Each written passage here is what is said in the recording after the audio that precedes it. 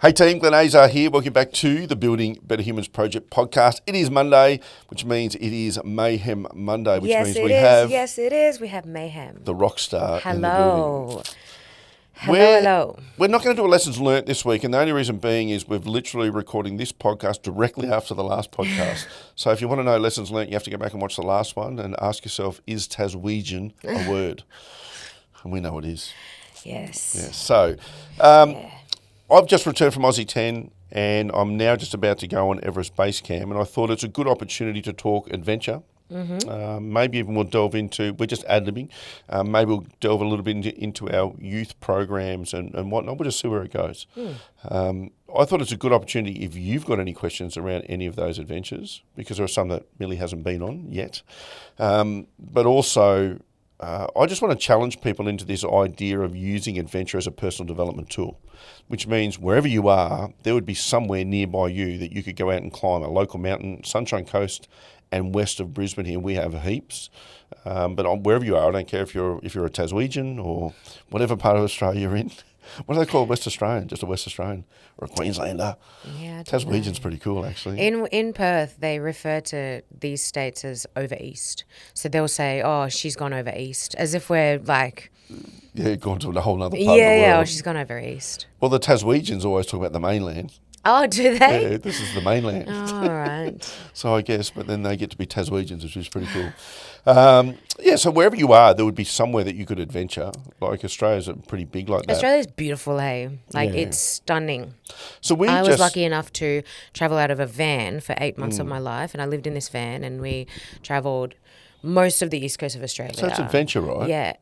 Honestly, highly recommend. Give us an overview of that experience. We went from Cairns to Melbourne, but then we went inward a little bit. We came out. We sort of winged it. It was just, wherever. That was my question. So you were how old? 17, 18. 17, 18, and the people with you were both around the same age? Yeah. And no plan? No plan. Did you know when you were going to come back? Did you know? Well, I will say the plan was to move over to WA to get mining jobs, but that didn't happen because this trip kind of fell apart on the way. And then I ended up going back to Cape York. Why did it fall apart? Just because you're teenagers and you were didn't your van get stolen? Well, the van got stolen. So That's right. we made it to Melbourne, and my sister was living in Melbourne at the time, and so we were sleeping on our mattress just in her living room. And then the guy that I was traveling with, so I was traveling with two people. One of them went and stayed with somebody else around Melbourne area.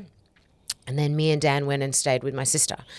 And then he's from a very small town called Kyogle in New South Wales. And so he's very small town thinking. So he left the car key on the front tyre in Melbourne. And I was like... Anyway, so every morning we'd wake up at my sister's and go into the van, drive down the road and get a coffee. So we're trying to do that, and then we come out and the van's just not there. And he's like, and I walked out behind him because he'd already gone out to go start the van, and I was coming behind him, and I just see him like with his hand on his head, and he's looking around and he's freaking out, and he's like, the van's gone, and I was like... And keeping in mind, our whole lives are in this van because we're moving to WA. Everything, clothes, everything. money, the lot. I had a $4,000 camera in there, 2 guitars. He had his camera in there. They took all my shoes were in there. Everything, all like this case that I had with basically my whole identity that could have been taken off me was in there. It had my British passport. It had my Papua New Guinean passport. I lost it all. My British passport, my PNG passport. My PNG passport, birth certificate. Actually, there were copies of birth certificates. So luckily, my mum had my original birth certificate, which is a cardboard thing from PNG. Everything. Anyway, we phoned the cops, and then that day we were meant to fly to Brisbane for Bon Iver, a concert. An Canadian artist called Bon Iver. So we were like, we can't go to Brisbane because the van's gone. But then we were like, nah, we're not missing this concert. So we flew to Brisbane, did this concert, flew back. And then 2-3 days later, the cops phoned us and they were like, oh, we found your van. It's in Sunshine. I used to live in Melton, so I know Sunshine. Sunshine's pretty rough. It's rough as. It was, but when I was a kid. Yeah. So we went in a taxi, or maybe Tina drove us. I don't even remember. And they'd stripped everything out of this van. They took all my shoes. They took our cameras. They took our guitars. Absolutely everything. They took my identity. That would have been devastating as a teenager. You know what I was most mad about was my shoes. And I was like, and now I look back on it, I'm like, you gives a shit, it's shoes. You were pretty upset. I remember you telling me, or not upset, it's probably the wrong word.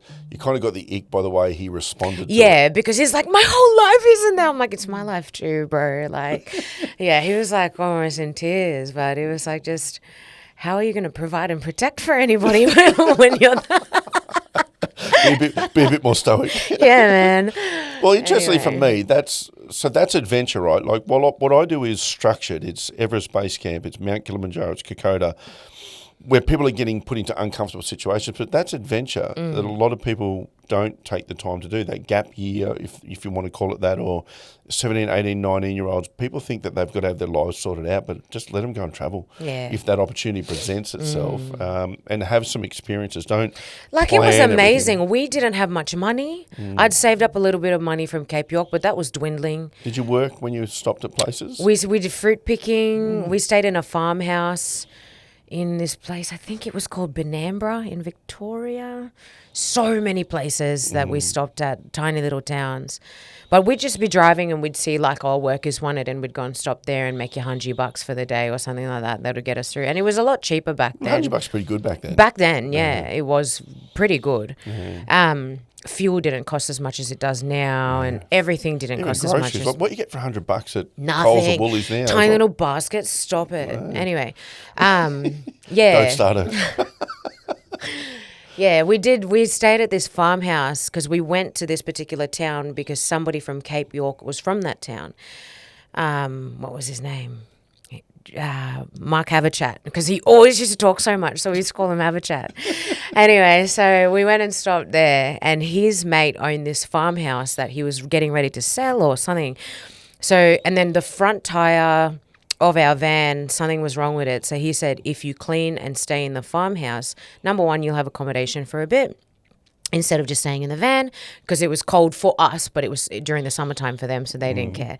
And then he said, I'll replace all of the tires.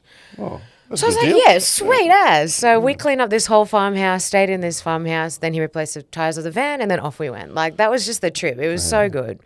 I think there's a lot to be said for not knowing what's coming up. So when I run adventures, it's very structured because we have a safety protocol and, there's a duty of care. But what I don't do is give people the whole adventure. I give them just 24 hours. And then people in today's society want to know everything. 'cause I they get really noticed that anxious. on And I just don't one give of it the to them. trips we did. Yeah. Because I tell them, I don't do, are we there yet? I'm going to tell you what's happening of a night time for the next 24 hours, and that's it. Because if I tell you what's happening on Monday, Tuesday, Wednesday, Thursday, Friday, you're not going to remember. Or if the itinerary changes slightly, people freak out. Whereas what you did, there is no set itinerary per se. And if we stop here and we spend a week here because we're working, we're putting a bit of money in the bank before we continue on, that's adventure. So I try and implement that into our adventure programs a little bit. Sometimes something will happen, like a couple of days in, and then I'll give people an easier way or a better way for that. And they go, why didn't you tell me that 3 days ago? Because I kind of want you to work it out. And sometimes people do work it out, and some people don't have that capacity because they're not used to it. So that's a part of the adventure experience. But the other side of it from our point of view is you will never come on an adventure with us and not have these sort of conversations, which is how this Mayhem Monday started. Is Millie and I used to sit around and say, we still do, but we'd have amazing conversations, pretty deep. We're not really surface level conversation people. And then we used to say, we should record some of these. Now, some of these we definitely couldn't record, but we used to think these conversations in general are conversations that not enough people have or have access to. And so if you come on adventures, you're surrounded by people. I'm chatting. One thing that I did, sorry to cut you off, but one thing that I did notice while I was on this trip, or any time I have ever traveled in any capacity, whether it's just a Noosa for, everyone is so happy. And I get it, you're on holiday, but we did this 8-month-long living out of a van, and you'd meet some people, whether they were an older couple in a caravan or whatever, or whether they were backpackers. everyone is just like happy. It's like a community, a travel Yeah, community it almost. is. A little subculture, like you're sitting around the fire and everyone's talking about their adventures. And when they're talking about their adventures, like they're talking about it so positively. Like it's just a happy time in your life that you go out, you get to go out and you do these things, whether you're climbing a mountain or even after Kokoda, as hard as it is, people will speak positively about it. There's a Stoic philosophy that's built around the fact that we don't own anything. We don't own people. We don't own even the house, even if you've bought it. Everything in our life is temporary. Everything in our life, including our life itself, ends at some point. And so I have no ownership of my relationship with you. It could end tomorrow. I don't have full control over that, right? I might not want it to, but that's what could happen. And the Stoic philosophy is that everything in life, therefore, is an experience. So what I'm having with you right now, but also in our relationship, this is a life experience that I should hopefully look back on one day, whether this life experience was 2 years or 30 years or whatever, and go, wow, what an amazing experience. But people get so guarded into owning things that we forget to have the experiences of those things. So the jet ski is not about the thing parked in your front yard. It's about the time you get to take it out with the kids or do something. The relationship isn't about saying I'm in a relationship, oh, this is my wife. It's about the moments that you share together doing cool stuff and having experiences. It's about when something exciting happens, who's the first person I want to ring and tell? It's you, and vice versa. And even if we've had a fight, something happens, I still want to tell you, right? And that's when we start to understand the experience is more important. So if that's true, then collecting experiences, because what you had as a 17, 18-year-old travelling around Australia, it's still with you. It doesn't matter how it ended or why it ended. There were some good things in there and some bad things. Getting robbed's pretty shitty, but it's still, at the end of the day, it's a cool story that you've had this experience. I've been in war zones and seen some really tough things, but also there were some great experiences when I was over there of watching people overcome. I was also involved in helping with cleanup for tsunami, for some natural disasters, and you see people who lose their whole families and they're out helping other people and they're really positive about I'm alive, or, and so on. So life is all about these experiences, and that's what adventure gives us. So I've had people say to me, why would I go and spend $6,000 to do Kokoda, which with flights and gear, and that's about what you spend, when I could just go for a holiday with my family to the Sunshine Coast. And you go, well, it's true, but if friends come around and visit, we're seldom getting out the photo album or bringing up, oh, check out this, here's me and Mili, in our swimmers, and here's the boys jumping off a water slide. Who cares? But Kokoda or Everest Base Camp, people go, oh, this was this wall that we climbed, or this was this time I got really scared, or I had a couple of people just on Aussie 10 that were really scared of heights, like properly scared of heights. Aww. And there's a couple of points where you get to that are quite high, and we would slide down the snow, which is as safe as houses. It's an amazing experience, but they were so fearful of it. And so when we came off Cozzy, I did a video on this. I just walked and they're following me, and we're looking for a point that's not too steep, but it's steep enough. And they're looking over, and I could see the nerves on a couple of these people. And then once we got to the point where I felt it was good, I just went. And now they have no option but to follow me. And they were laughing about it at the bottom because they all followed.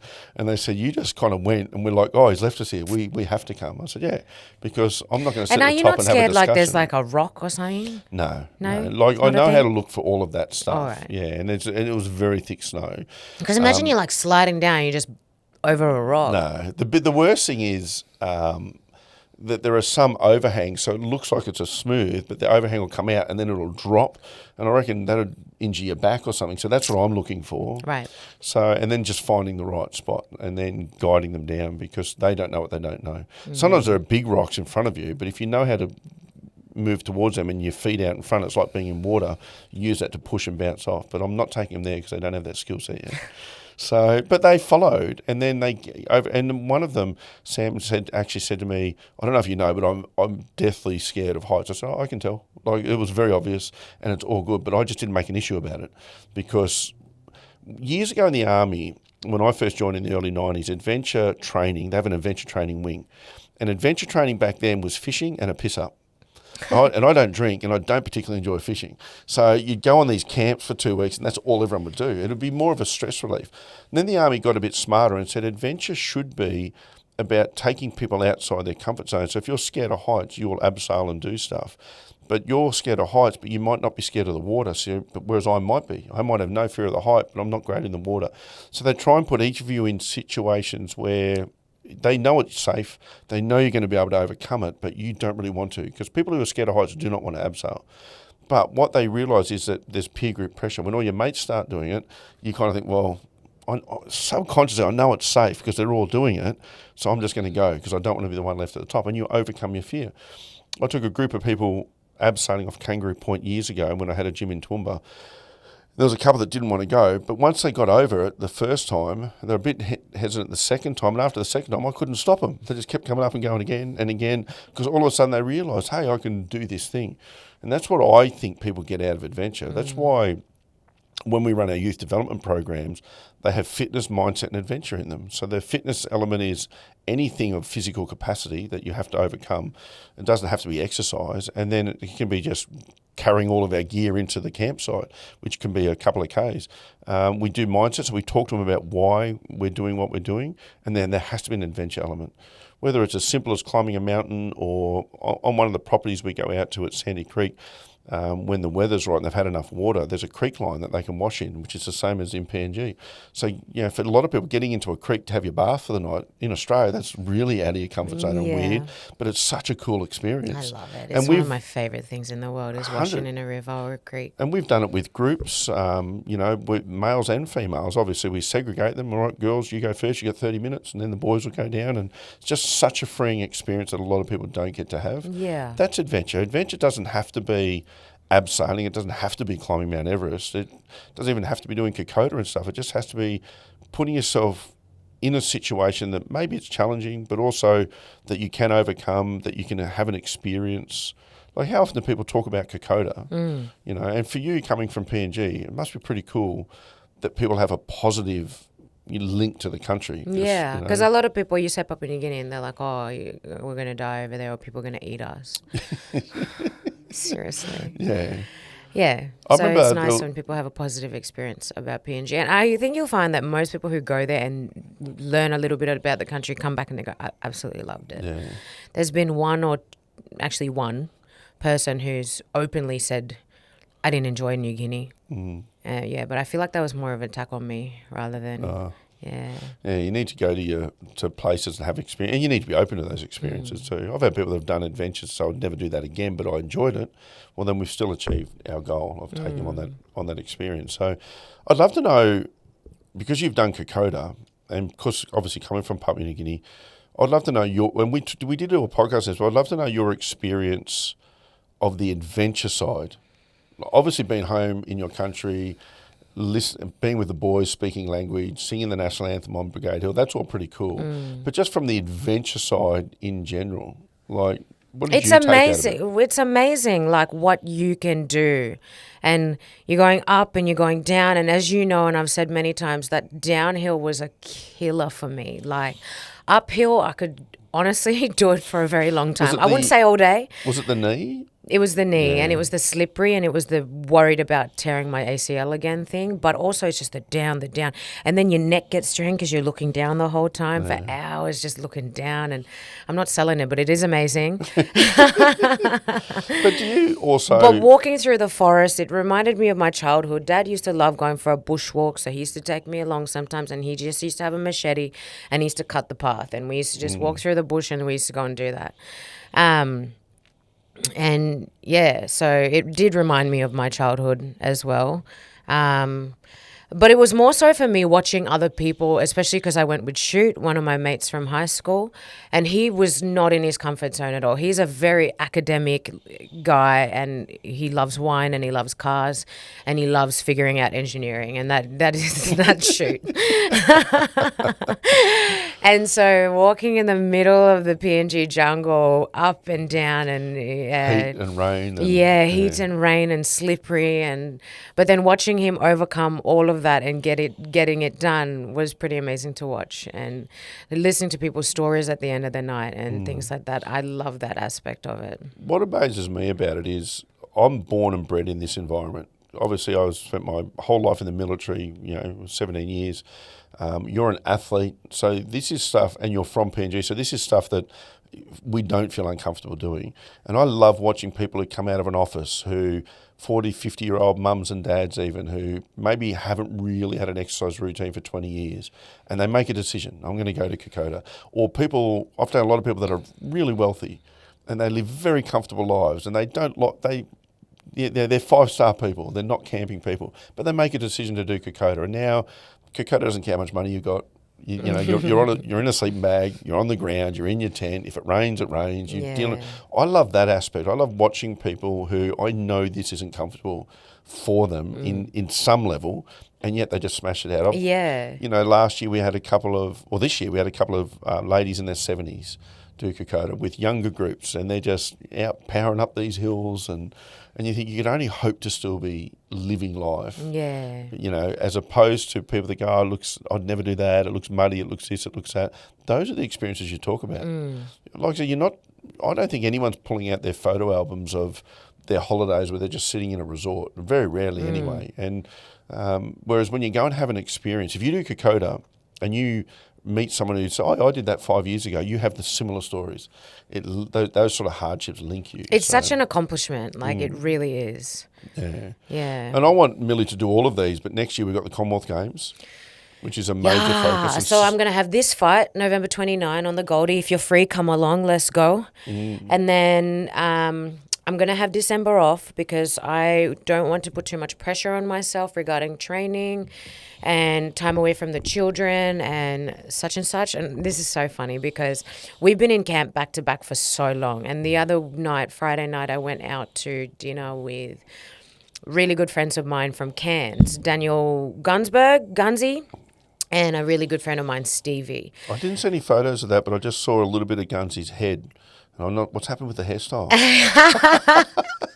I roasted him about that. He's like, do you like my new hair? I'm like, it looks a bit uneven. He's like, shut up, Mili. Was it blonded? He's always blonde. That's just his hair colour. It looked like it was on top of... Nah, he's done a little cut on the side, mohawk looking thing. And I was like, oh, your hair. And he goes, I thought he'd tipped it or something because it looked slightly different coloured or something. No. That's his natural hair colour. I don't think he's not that type of guy who'll go get dye. He'll cut it and that's about it. He's not... Anyway, if you want to see an adventure, go follow Dan Guns on. His life is a whole adventure. That's his job. That's what he does. Amazing. Anyway, I caught up with them too, and it was just such a good evening. So many laughs, and they were just saying how hard it is to catch up with me. And Gunsy was saying, when's the last time I caught up with you? And I was like, I don't even remember. And he's like saying to Stevie, he's like, the last time I caught up with her, the only time that she could catch up with me is if I came to her sparring. So you get to come and watch a training session. I'm like, bro, I don't have any time to catch up with you, but do you want to come to sparring? And he's like, yeah, go on then. So I picked him up on the way to sparring and he came to sparring, and then it was quite a long ride because we had to go to Bethania for sparring, but we caught up in the car, then he watched sparring, then we caught up in the way back. I dropped him off. We went our separate ways, but why I'm saying that is because December will be a break for me, and I'm looking forward to that. And then January it'll be Com Games prep and adventure prep. Yeah, so January, February, we're going to relaunch our youth development programs again. And we talked about this in the last episode, but if you've got 11 to 17-year-olds, and I don't care where from in Australia, people fly kids in to work with us, we would love to take them out and start to really relaunch these adventure programs, Bro Camp and Ayala. The other side of that is a lot of people reach out to me saying they want to work with young people and learn to do this sort of stuff. And I generally ignore them. I hate to say that, I have in the past, because my brain is kind of wired to say, well, if people say I've always wanted to do that, my brain is, well, why aren't you doing something? So if you reach out to me, do something to start off with, but also we are now more open to training some people up, because we've got a lot of interest from youth detention through to the highest end schools in the state and everyone in between. And I think all young people deserve this opportunity. A lot of people don't want to admit that their kids are having trouble because they think it reflects on them as a parent. Not at all. I've had struggles as a parent. You've had struggles as a parent. We've had we've been struggles as children. So it doesn't mean that our families or that your parenting is not good. We all need freaking help sometimes. And well, this is what we learn in youth care. It's, positive factors, risk factors, and everybody's got both of those things. You might have more risk factors depending on where you live, depending on your family lifestyle, all of the things. So, or you might have more positive factors. So we're trying to add more positive factors into a child's life rather than risk factors. So I love that. The other side of it is so I was talking to a friend a couple of days ago, and he was thinking about not coming to Kokoda because he was having some problems with one of his children who's 13, and I said, bring him. And he's going, you think so? Yeah, absolutely, bring him. 13-year-olds can handle this stuff. You will not find an avenue to have a better connection with your young people than on Kokoda, where you've got 8 days in the jungle where you can't escape each other. And I say that almost jokingly, like they can't escape you, but sometimes we as adults are escaping our kids too because we're so busy at work. And what they really crave, and they don't know it, is time. They just want time with you. And to go out and put yourself in a situation where you're a little bit vulnerable, because mums and dads are meant to know all the answers, and we've talked about this a couple of podcasts ago, and then you get to an age where you realise, they don't. Well, put yourself in a vulnerable situation where I'm a bit unsure, I'm 40 or 50, I'm not sure if I can do Kokoda, and you're taking a 13, 14, 15-year-old who is going to kill it because they're young. It's good for them to see mum or dad in a slightly vulnerable situation but willing to take on life, because as adults, we say to kids, have a crack at life, have a go at that thing. So what if you might fail? And then we don't do any of those things. So if you're not sure, youth programs for your kids, but also come and do something with them. Like whether it's Kokoda or an Aussie 10, it's only 4 days. It's a tough little adventure for 4 days, but it's an adventure. I just took a 16-year-old Lucius away with us on that camp. Just quickly though, for those people who don't know what Aussie 10 is, can you just give us a quick rundown? Yeah, so Aussie 10 Peaks is, we go down to Mount Kosciuszko National Park in the Snowy Mountains in Australia, and we do the 10 highest peaks in the Kosciuszko National Park. So they're the 10 highest peaks in Australia. So they're all at or around 2,000 metres above sea level. Now, that's nothing compared to an Everest base camp that's 5,350 metres, but it's tougher than you think. So over 2 days, the first day we did 34 Ks, we did 6 peaks on this last trip, and I did 45,000 steps in 1 day. That's a lot of steps. I was actually so tired, but not... I tried to explain it to you when I phoned, but it wasn't like just a pure physical tiredness. It was just everything.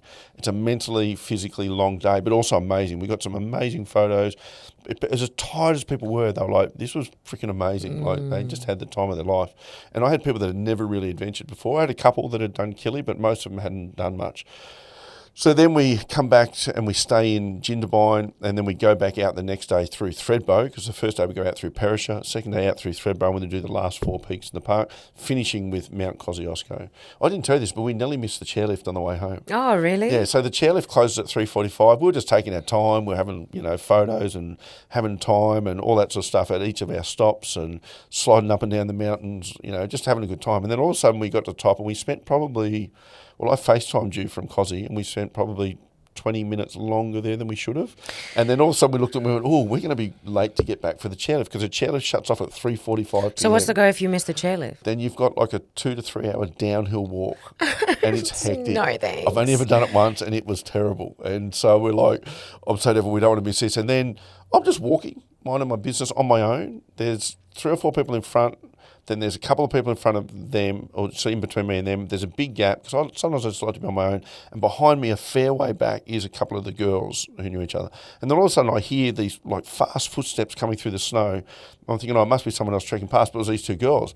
And they come up, I turn around, and I said, what's up? They said, do you reckon we're going to make it? I said, yeah. And then, actually. So now we're running like a shuffle, but there's a bit of a shuffle. And then we got to Lucius, and we said to him, we might not make the chairlift. So then he starts shuffling, and he runs up to the group at the front and tells them, and then they start running. And we got there after 3:45, but one of the guys, Gavin, he got there first, and he said to him, there's like 9 of us coming. Is there any chance you could not turn the chairlift on? And the guy at the top was super chill. Oh, but I've had in the past where people who That's the rule. He's like, this is my last one. I'm going home. But this guy, when we got to him and his mate was there, his mate had come up to pick him up because I was about to turn off the chairlift.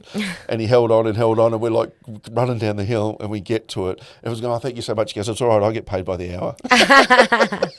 Great attitude, so I'm not going to dob him in for names in case Threadbow's listening. But yeah, that was hectic. So again, like we're pretty fatigued. It was 20 odd Ks the second day, but you still got a little run in you if that's what it took. You know, and everyone was a bit sore and a bit tired, but it's a really amazing experience. And Jindabyne's an amazing place, and not many people go and do it. Like we all hear about like the Overland Track in Tasmania, or not many people have heard about Aussie 10, and it's one that we actually pioneered years ago because to just walk up Mount Kosciuszko is a non-event. It's kind of like 5Ks out on a plank walk, 5Ks back. It looks amazing, but it's, you know, that in and of itself that's not quite enough of an adventure.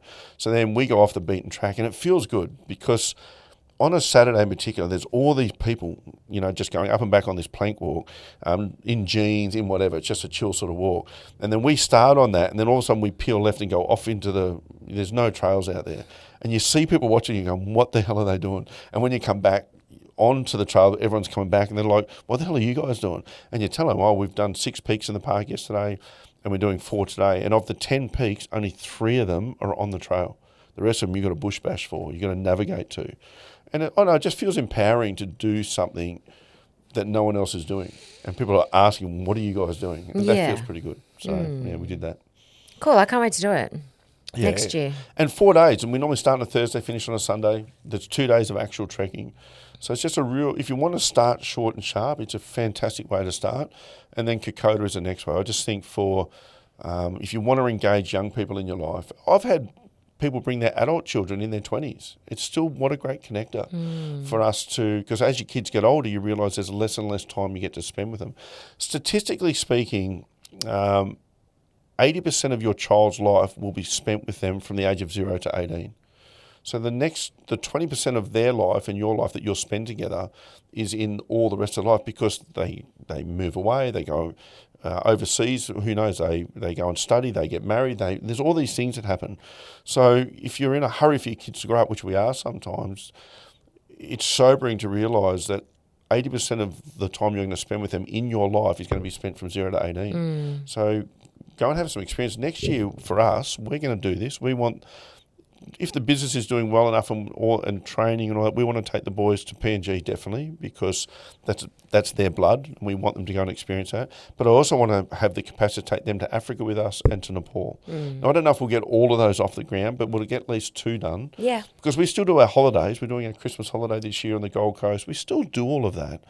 But we want to take them on things that they look back and they've got a story to tell. Yeah. And then they go back to school and they go, oh, we went to Africa. People go, what? You know, we want, America and Disneyland and all that sort of stuff, but I want them to have a proper adventure. Yeah. So, yeah, we really want to encourage people to come and do some of that stuff with it. And today's episode was just about, for me, trying to explain why I think adventure is the best personal development in the world. And I don't know before we met how you felt about that, but you've certainly been absorbed into that world. This is our world now, so I've always loved that sort of stuff, you know. You grew up, like that was impinging. And then I lived in Cape York for ages, like the amount of stuff that, you know, you go fall driving on the beach and but also you go and camp out on the beach in amongst crocodiles, don't recommend that. We woke up on the mouth of the river, Jardine River.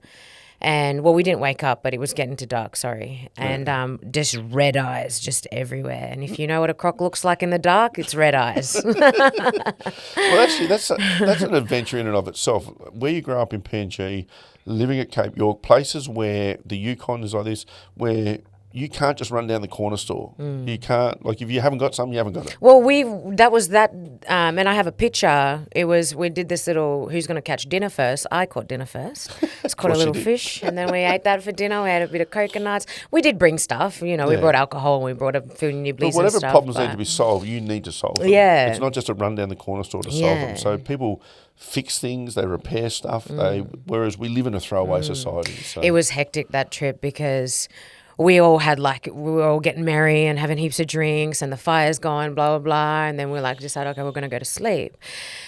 And then Mark, the mechanic, went missing, and we didn't know where he was, and we're like, what are you going to do? Like, we're not going to look for him at this time of the night. Like, you're not going to find him. It's Cape York. You're not doing anything. If one person's gone missing, you don't want to make it two. So we wake up in the morning and he's stumbling back, and we're like, where were you? And he's like, he got so pissed that he went and fell asleep on the other side of the bloody bank. And he goes, I woke up and there's these croc slides everywhere. And we're like, Mom! He's a big dude, so maybe they were small crocs. Like, they thought that they could match him. Oh, God. See, stories to tell from adventures. We should do a 4-drive tour up there one day. I've always wanted to do that, take the old army truck up, and then if people have their own 4 drives, we'd do a tag-along tour up there. Because you worked there and lived there for years. I worked in a campground there. And that's the other thing. People would come up on their own little adventures, and you hear about their stories when you work at a campground. And amazing, have honestly. Experiences, that's real. What we're saying. That's a good reminder. People would come up on quad bikes. They do a little quad bike tour up there, and I went through the telegraph track on a quad bike. So was that hard? It was hard, but when you flip it, it's a lot easier to get out of it than in a car. Yeah, fair. Yeah. We did have someone in a 4-wheel drive in case anything, but it was amazing. All right, team, we'll sign off on that. I guess it's a good reminder that the Building Better Humans project is brought to you by Adventure Professionals, www.adventureprofessionals.com.au, or just reach out to us personally. As I say, we're ramping up youth development camps, we're ramping up adventures in 2026 and beyond, and we would love the opportunity to take you, your young people, out somewhere and do something. Yep. Thanks, team. Have a good week.